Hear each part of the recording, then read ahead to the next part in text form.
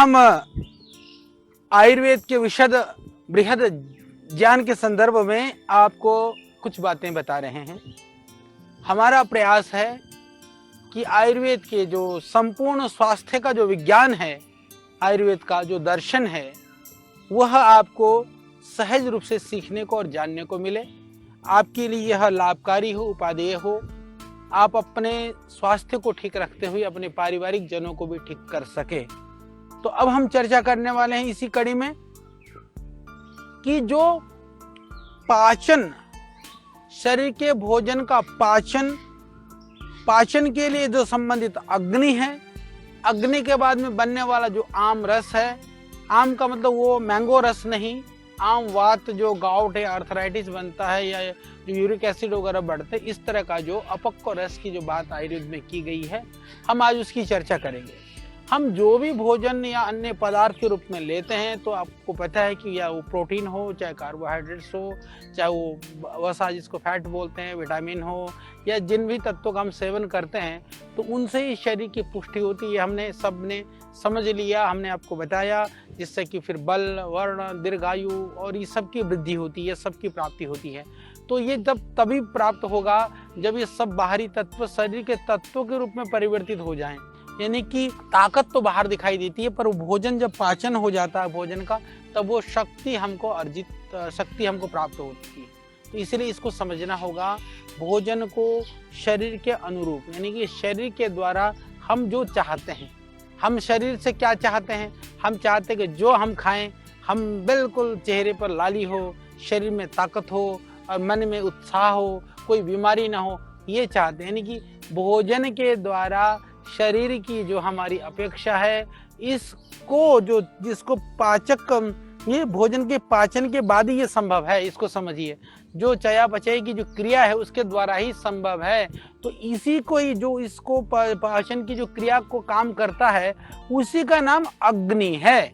बस हमको ये समझना है। तो ये जो अग्नि है, इसको क्योंकि ये पाचन क्रिया को करने के लिए आमाशय है, यकृत है, धातु कोश है, ये इन सब के माध्यम से क्या करता है कि पाचक का जो रस है उसको उत्पन्न करता है। तो इसी रस के माध्यम से क्या होता है कि जितने भी द्रव हैं जिनका हम प्रयोग करते हैं, तो वो सब पदार्थ क्या होता है कि या तो धातुओं में परिवर्तित हो जाता है या तो फिर मलों में परिवर्तित हो जाता है। जो सार तत्व है वो धातुओं में परिवर्तित हो जाता है, असार मलों में हो जाता है। हमने मल की बात करी, हमने धातुओं की बात करी, तो आपने इसको समझा। सबसे महत्वपूर्ण है, 5 जो है वो भूताग्नियां होती हैं। एक हो गया जठराग्नि, समझिए। फिर 5 भूताग्नियां होती हैं, उनमें से पहला होता है जिसको भौमाग्नि कहते हैं। भौ मतलब भूमि, धरती, जो उसमें से निकलने वाली जो अग्नि है। आप कहते हैं जल को। आप्याग्नि मतलब जल के साथ जुड़ी हुई जो अग्नि होती है। तीसरा नंबर है आग्नेयाग्नि। आग्नेय पदार्थ जो है, अग्नि तत्वों से बने हुए पदार्थों के अंदर विद्यमान अग्नि। फिर जो वायु के में जो व्याप्त अग्नि है, वायव्याग्नि उसको कहा जाता है। इसलिए आपने सुना होगा आप्याग्नि। कभी आपने सुना बड़वानल, जैसे कि समुद्र में भी आग लग जाती है, यानी कि जल में भी आग लगती है। तो अग्नि सर्वत्र विद्यमान है, वो वायव्य अग्नि। और 5वां आकाशाग्नि। ये जो 5 है, इसको हम 5 जो पंच महाभूत हैं, उन पंच महाभूतों में स्थित जो अग्नि है, उनको हम पंच महाभूता अग्नि के रूप में, भूताग्नि के रूप में जानते हैं। इसको समझिए।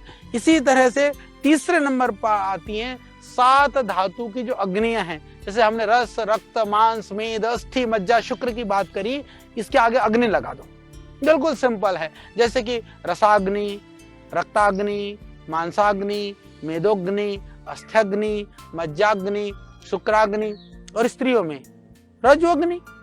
इसमें से जो जठराग्नि है, ऊपर जिस अग्नि का महत्व बताया गया वो वही जठराग्नि है। ये जठराग्नि को ही हम इसको पाचक अग्नि भी कहते हैं और कायाग्नि भी कहते हैं। यानी कि इसके माध्यम से बाकी अग्नि तो उसके साथ साथ में है, पर यही आमाशय में और जो पक्वाशय जिसको हम कहते हैं ना, छोटी आंत और बड़ी आंत के बीच जो नाभि प्रदेश में ही इसका स्थान आयुर्वेद के अंदर माना गया है। जिस तरह से इसको एक उदाहरण दिया गया है शास्त्रों में कि जिस तरह से सूर्य जो है ना, अपनी किरणों की, अपनी उष्णता की सहायता से क्या करता है, कुओं से, तालाबों से, नदियों से सारे जल को वो सोखता है। उसी तरह से नाभि प्रदेश के अंदर जो स्थित जो अग्नि है वह अपनी ऊष्मा की सहायता से शीघ्र ही भोजन का पाक यानी पाचन करती है। इसको हमको समझना होगा। यानी अब इसको समझिए इस तरह से कि जिस तरह से हम लोग जितने भी तरह की चीजों को पदार्थों को खाते हैं उन्हें शरीर को अनुरूप बनाने के लिए, यानी कि शरीर के लिए जिस तरह से चाहिए वो भोजन तो शरीर के अनुरूप नहीं है ना, उसको बनाने के लिए जिस तरह से उसको तोड़ करके सूक्ष्म खंडों में विभक्त कर देती है।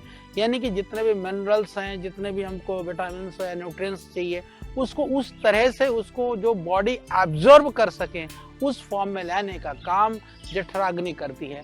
और जो इसी तरह से जठराग्नि पाचक क्रिया के द्वारा भोजन में क्या करती है, प्रारंभिक जो परिवर्तन होता है वह इसके द्वारा होता है। मैं इस बात को इसलिए बता रहा हूँ आपको क्योंकि ये भोजन की पाचन की प्रक्रिया को जानने से हमको ये पता चलेगा कि भोजन कितना महत्वपूर्ण है। जो खाया हुआ भोजन को जठराग्नि किस तरह से उसको पाचन क्रिया में वो सहयोग कर करके भोजन को हमारे शरीर के अनुकूल करने में वो पाचन क्रिया काम करती है। और इसके अतिरिक्त जब ये सारी जब ठीक से काम करेगी तो ही फिर भोजन से हमको आयु यानी एज, वर्ण मतलब कलर, ग्लो, स्वर, वर्ण, बल, ऊर्जा, शारीरिक वृद्धि और उत्साह, ओजस, जो कुछ भी, और शारीरिक जो बॉडी का टेम्परेचर आदि जो कुछ भी है ये सब तभी प्राप्त हो जाता है। और बाकी अग्नियां भी जठराग्नि के सहयोग से ही काम करती हैं और जठराग्नि ही बाकी अग्नियों को क्रियाशील बनाने में वो सहायता करती है। तो इसीलिए इसको कहते हैं कि सब कार्यों को सहायक करने के लिए इसको सम रहना जरूरी है। इसीलिए अग्नि को कहते हैं कि अग्नि सम रहना बहुत जरूरी है। परंतु इनको 4 भागों में बांटा गया है। फिर भी ये अग्नि जठराग्नि जो है वो 4 तरह की हो जाती है। रहना जरूरी तो था सम, पर वो हो जाती है कभी विषमाग्नि, यानी नाम से एकदम दिख रहा है कि सम का उल्टा हो गया विषम, यानी कि कभी बहुत तेज हो गई, कभी बिल्कुल धीमी हो गई, यानी जहां रहना चाहिए था बीच में नहीं, कभी इधर कभी इधर, कभी तेज भूख लग रही है भले दबा के खा रहा आदमी, कभी आज तो नहीं खाना है, वो एकदम ऐसे ही पड़ा हुआ है। तो ये बहुत खतरनाक है। यानी कि भोजन का पाचन कभी तो तेज हो जाता है, कभी बहुत धीरे होने लगता है। तो ये अग्नि की जो स्थिति है ये वात दोष की अधिकता से होती है। दोष के विषय में हम आपको बता चुके हैं, तो उसको में आपने जरूर सुना होगा। तो अब हम आपको बता रहे हैं कि ये 2 वायु बढ़ने से ये जो हमारी जो जठराग्नि है वो उसको विषमाग्नि में परिणित कर देता है वायु विकृत होने से। तो उससे फिर अफारा हो जाना, दर्द होना, पेट के ऊपर नीचे कब्ज होना, पेट में एसाइटिस, जलोदर होना, भारीपन होना, गुड़गुड़ाहट होना, और या फिर दस्त लगना, ये सारे जितने भी पेट के जो बीमारियां ज्यादातर विषमाग्नि की वजह से होते हैं। दूसरा शब्द है जैसे आपने सुना होगा, एक तो हो गया विषमाग्नि, दूसरा है तीक्ष्णाग्नि। तीक्ष्णाग्नि क्या है कि जैसे बहुत तेज हो जाना, यानी कि खाया फटाफट फिर भूख लगी, फिर खाया फिर भूख लगी, खतरनाक स्थिति हो जाती है। ऐसी स्थिति में तो आयुर्वेद इसको जो है ना हम भस्मक रोग भी बोलते हैं इसको, यानी कि अत्यग्नि को ही जो भस्मक रोग जो है कहा जाता है। भस्मक रोग के विषय में मैं आपको बताना चाहता हूँ कि ये हमने देखा है कई सारे लोगों को, वो इतना भोजन करते हैं फिर भी उनकी तृप्ति नहीं होती। ये बहुत खतरनाक बीमारी है। हालांकि आयुर्वेद के अंदर इसके लिए भी औषधियों का वर्णन है, इसके लिए भी चिकित्सा है। थोड़े योगासन प्राणायाम करें तो विविध तरह की, जैसे उसके अंदर हम विशेष करके जो अपमार्ग है उसकी जो तंडुल है, उसके तंडुल का पाउडर कर करके खीर बना कर देते हैं, तो इससे भस्मक जैसी बीमारियां भी ठीक हो जाती हैं। तो ये है अत्यग्नि का कारण है, इसको हमको जानना होगा। इस अवस्था में क्या होता है कि पित्त दोष, जैसे हमने विषमाग्नि के लिए कहा कि वात दोष प्रकोपित होने से विषमाग्नि होता है, इसी तरह से जो पित्त दोष है वह यदि उसकी अधिकता होती है तो ये जो जठराग्नि की तीव्र जो है स्थिति बनती है। इससे गले में, होठों में सूखापन आ जाना, फिर उससे बहुत ज़्यादा भोजन के पचने का, ये गले में पूरा जलन वगैरह हो जाना, होठों में जैसे मैंने कहा कि गर्मी, शरीर में गर्मी उत्पन्न होना, ये सब जो तीव्र अग्नि है उसके लक्षण हैं। तीसरे नंबर पर है जिसको हम बोलते हैं मंदाग्नि। मंदाग्नि की स्थिति में क्या होता है कि बहुत कम भूख लगती है, और पचता नहीं खाया हुआ। लोग कहते क्या करें, पचता ही नहीं है, ऐसा लगता है कि खाया हुआ पेट में ही पड़ा रहता है, घंटों पड़ा रहता है। ये बहुत खतरनाक स्थिति, यानी कि जो खाया हुआ भोजन है, जठराग्नि जो है वो एकदम नॉर्मल स्थिति से वो मंद हो जाती है, तो मंद हो जाती तो पचता ही नहीं है। तो इस तरह की कफ दोष की वजह से ये मंदाग्नि की स्थिति होती है। तो उसमें पेट में भारीपन, सर में भारीपन, खांसी होना, श्वास की बीमारी होना, मुंह से लार टपकना या फिर उल्टी आना, शरीर में कमजोरी होना, इस तरह के लक्षण दिखाई देते हैं। फिर जैसे हमने कहा कि इन अग्नि में जो सबसे बेहतरीन जठराग्नि का जो सही जो स्वरूप है उसको कहा जाता है समाग्नि। समाग्नि का समय जो है जब हम जठराग्नि के समय जब एकदम भूख लगती है तब हम उचित मात्रा में खाना खाते हैं, या फिर भोजन ठीक से उसका पाचन हो जाता है और ठीक से मल विसर्जन की क्रिया होती है। जठराग्नि जब सम अवस्था में रहने के लिए वात पित्त कफ तीनों दोष अपनी सम अवस्था में होते हैं, तो इस स्थिति का नाम समाग्नि है। तो इसलिए समझिए कि इसमें भोजन पाचन की स्थिति में किसी तरह की अनियमितता नहीं होती है। पर हमने देखा है कि ज्यादातर जो लोग हैं विषमाग्नि के शिकार होते हैं, यानी कभी एकदम भूख लगती है, कभी नहीं लगती, कभी मन करता है, कभी नहीं करता है। तो ध्यान रखिए कि वात विकार प्रकोपित होने की वजह से ऐसा होता है, जैसे मैंने आपको बताया। तो इस चीज से आप अपने घर में भी या स्वयं के ऊपर भी इन प्रयोगों को, इन परीक्षणों से परीक्षण करिए। ये आयुर्वेद की इतनी सरल और वैज्ञानिक विधाएं हैं, संभवतः यह है इस तरह से आनंद के साथ में, सरलता के साथ में बताने का ये पहला प्रयास है। या तो ये जो आयुर्वेद के विद्यार्थी हैं या आयुर्वेद के एक्सपर्ट हैं वो चीज तो इस चीज को जानते हैं, पर एक सामान्य आदमी के लिए, एक प्रत्येक परिवार के लिए, एक हर मेरी माँ और बहन के लिए हम ये बताने का प्रयास कर रहे हैं कि आपको घर बैठे बैठे भी आयुर्वेद का जो सामान्य ज्ञान है वो होना बहुत जरूरी है, बहुत महत्वपूर्ण है। इसके द्वारा आप अपने आप को रोगों से बचा सकते हैं, साथ में घर परिवार के अंदर जो बीमारियां हैं, परेशानियां हैं, उनको बिना भय के सुगमता के साथ थोड़ी सी सावधानी बरतें तो ठीक कर सकते हैं। तो इसीलिए ये जो भूताग्नियां को जैसे मैंने बात करी, इन अग्नियों का समूह यकृत में रहता है। यकृत मतलब हमारा जो लीवर है उसके अंदर में उसका स्थान माना गया है। तो जैसे मैंने बताया कि भौमाग्नि, आप्याग्नि, आग्नेयाग्नि, जो हमने पंच महाभूत हैं उनके साथ जुड़े हुए शब्द का आगे अग्नि लगा देने से, तो ये जठराग्नि के द्वारा जो खंड खंड किए गए जो खाद्य पदार्थ है उसको क्या करता है कि वो अपने हिसाब से सजातीय रस, यानी कि पंच महाभूतों के हिसाब से जिन भूतों की जहां जहां पर जितनी आवश्यकता होती है। इसमें दो बातें समझनी है। एक तो जो हमारे शरीर के अंदर जठराग्नि जो होती है वो दो तरह से रसों का ग्रहण करती है, आप हमेशा ध्यान रख लेना। एक तो जो शरीर के लिए आवश्यकता होती है उसके हिसाब से इन पदार्थों का रसों में परिवर्तित करती है ये अग्नियां, या फिर उस पदार्थ के अंदर जो रस उपलब्ध होता है उसका करते हैं। यानी कि उस भोजन के अंदर में वो तत्व होना भी जरूरी है और शरीर में उसकी आवश्यकता होनी भी जरूरी है, और हमारा पाचक रस जो है वह उसको ग्रहण करने में सामर्थ्यवान होना भी जरूरी है। ये तीन चीजें आपको समझने की आवश्यकता है। यदि मान लीजिए हमारे शरीर के अंदर पाचक रस के अंदर या जो मेरी जो जठराग्नि है वो बिल्कुल नॉर्मल है, परंतु उस पदार्थ के अंदर वो तत्व नहीं है तो आपको नहीं मिलेगा। तत्व तो है, जैसे अब घी है, घी बढ़िया स्निग्ध पदार्थ है, शरीर के लिए जरूरी तत्व है, आपने ज्यादा खा लिया तो सारा वो शरीर पाचन नहीं कर पाएगा, उसमें से काफी अंश निकल जाएगा। तो इसीलिए न तो अति भोजन, न अल्प भोजन, न शुष्क भोजन, न अति तली हुई घी तेल आदि, हर पदार्थ को उचित मात्रा में, ये हम भोजन आदि प्रकरण में इसके विषय में बात करेंगे, क्योंकि ये सब कुछ जो देह का निर्माण है ये इन्हीं तत्वों से हुआ है। ये बहुत महत्वपूर्ण बात है, इसीलिए मैं इस बात को बार बार आपको समझा रहा हूँ, और ये थोड़ा आप समझेंगे तो आपको बड़ा आनंद भी आएगा और आपको अच्छा भी लगेगा। तो जैसा हमने समझाया कि भोजन कैसे उसका पाचन होता है, पाचक अग्नि कैसे पाचन करती है, और किस तरह से हमारे जो अग्नि है उसके अंदर जो है वो दोष आ जाते हैं जठराग्नि के अंदर में।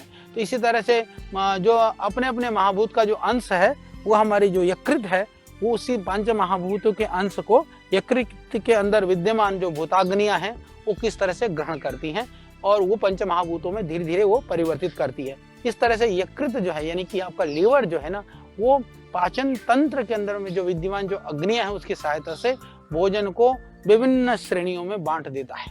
वो दिखाई तो नहीं पड़ता है, पर वस्तुतः क्योंकि जैसे हम पंच महाभूत की बात करते हैं तो उन पंच महाभूतों से शरीर चल रहा होता है, तो पंच महाभूतों के हिसाब से बांटने का कार्य वो आपका जो पंच महाभूत अग्नि है वो लीवर के अंदर विद्यमान है, वही इस काम को करता है। ये आयुर्वेद के हिसाब से, मैं कोई अपनी बात नहीं कह रहा हूँ, जो हमने आयुर्वेद जाना, पढ़ा, सीखा, आज उस आयुर्वेद की विधा को आपके तक पहुंचाने का ये हमारा प्रयास है। इसी तरह से शरीर के जो विभिन्न अंगों में पाए जाने वाले अपने अपने जो महाभूत हैं वो सब मिल करके क्या करते हैं कि उसका पोषण करती हैं। तो फिर तीसरी बात है, जैसे मैंने कहा पहला समूह तो होगा जठराग्नि का समूह, दूसरा हो गया भूताग्नि का समूह, तीसरा समूह जिसको कहलाते हैं धातु अग्नियां। धातु अग्नियां, जैसे मैंने धातु की बात करी तो आप बिल्कुल समझ गए होंगे, इतना हम आपको समझा चुके हैं कि रस, रक्त, ये मांस, मज्जा, अस्थि, ये सारी जो 7 जो है ये धातुआं हैं, तो उन धातुओं के साथ मिल करके जो अग्नि शब्द जोड़ देंगे तो ये 7 धातु अग्नियां बनती हैं। ये तीसरे प्रकार का समूह है। तो ये धातु अग्नियां क्या करती हैं, तो ये जठराग्नि और भूताग्नियों की सहायता से 5 भूतों के रूपों में परिवर्तन हुआ जो अन्न रस है। सबसे पहले क्या हुआ, पहले जठराग्नि के द्वारा उसका पाचन हुआ, पाचन होने के बाद पंच महाभूताग्नि के माध्यम से वह जो है यकृत से वो अनेक अपने स्वरूप में चला गया।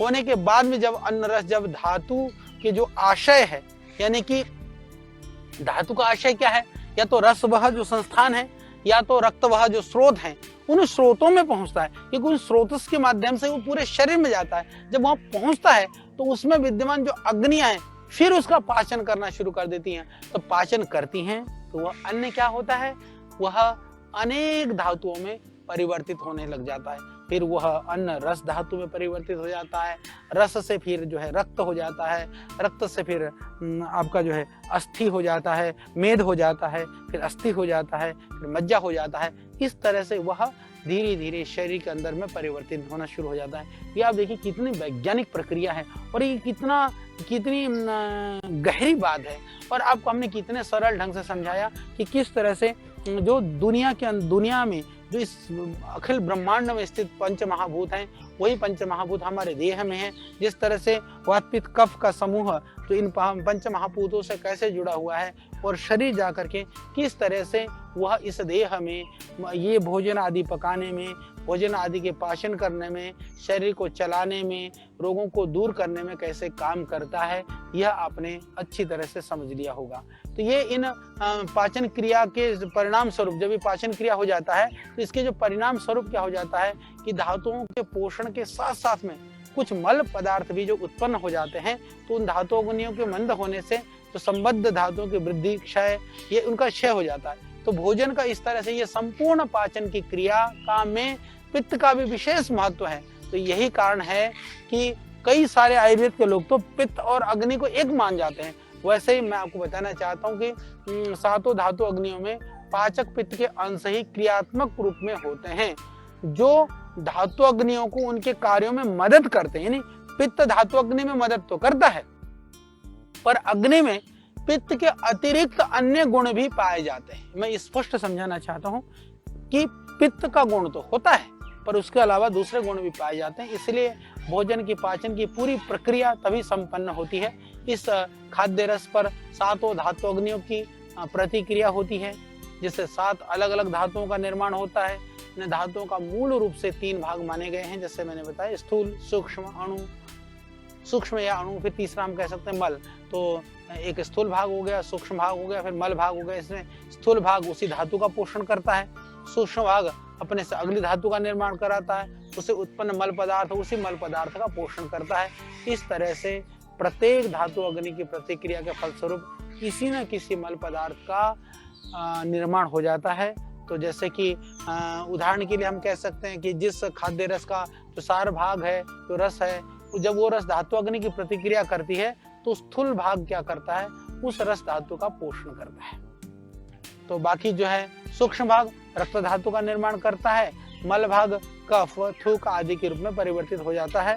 तो इसके साथ साथ में हमको समझने की आवश्यकता है कि इसके बाद में जठराग्नि धातु अग्नि में से किसी भी अग्नि मंद होने पर आमाशय में जब विकृति होती है तो आम रस की जो है अन्न पूरी तरह से नहीं पचता है। तो क्या हो जाता है कि आपको जो आम रस का या जिसको अपक्व रस है उसको आम रस कहते हैं वो हो जाता है। तो ये जो आम रस है जब विषाक्त हो जाता है तो शरीर में विविध तरह के रोगों को उत्पत्ति का कारण बनता है, क्योंकि जब तक अन्न रस जो है अपक्व रहता है, ये कई बार क्या होता है जठराग्नि पाचन होने में रुक जाता है, तो वो शरीर में जाकर के जो वो अपने सजातीय तत्व के रूप में, जैसे मैंने कहा ना पंच महाभूताग्नियां सजातीय तत्व के रूप में उसको परिवर्तित करती है, नहीं कर पाती हैं, तो जाकर के वो अपने स्रोत हैं वो ठीक प्रकार से उस तत्व को गति नहीं कर पाते। तो जहां जहां उसको पहुंचना चाहिए वहां वो नहीं पहुंचता है, तो कई कई जगह पर जाकर के वो इकट्ठा हो जाता है, हृदय में किसी दूसरे आश्रय स्थान में जाकर के वो इकट्ठा हो जाता है। तो फिर इससे क्या होता है कि आम दोष संचित हो जाता है, तो उसका जो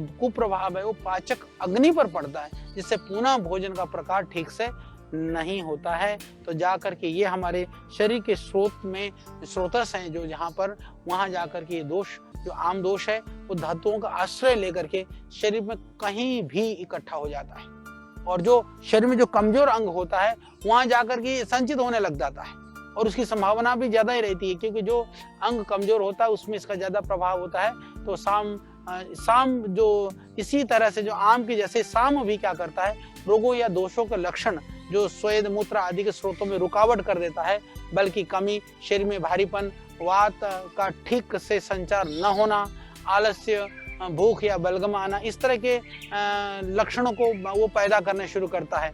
तो ये जो साम रोगों या दोषों के लक्षण हैं, इसके विपरीत जब स्रोतों की शुद्धि हो जाती है तो निराम दोष के लक्षण हो जाते हैं। और मैं इस विषय में ये आपको थोड़ा सा बताना चाहता हूँ कि जो आम और हमने निराम दोषों की बात की, इसमें ये बहुत ज़रूरी है कि जैसे बचपन में हम आहार अल्प लेते हैं, आयु बढ़ती है तो ज़्यादा आहार लेने लगते हैं, फिर जठराग्नि तीव्र हो जाती है, तो उस समय पर जो चयापचय की क्रियाएं हैं, पाचन क्रियाएं भी अच्छी तरह से होने लगती है।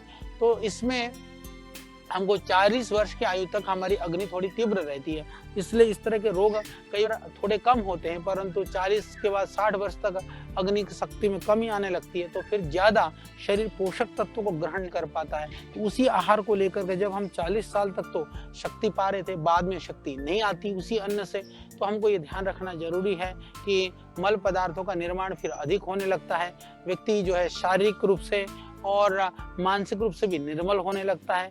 इसे ही जरावस्था या वृद्धावस्था कहा जाता है। तो रसायन चिकित्सा के द्वारा ये प्रयास किया जाता है कि तब पाचक अग्नियों को, रसों को क्रियाशील बना करके रखें, वृद्धावस्था में होने वाले रोगों से बचा जा सके। तो इस तरह से किस आयु में रसों का पाचन होता है, किस तरह से हम रोगों से बच सकते हैं, ये सारी बातें मैंने आपको बताने का प्रयास किया। तो आपको निश्चित रूप से ये समझ में भी ये बात आई होगी और आपको अच्छा लगा होगा। तो फिर हम इसी तरह से निरंतर आपको अन्य आयुर्वेद के विषयों से संबंधित बातों को लेकर के और चर्चा करेंगे। आयुर्वेद के गूढ़ इस दर्शन को हम आपको सरल भाषा में बताने का प्रयास करेंगे।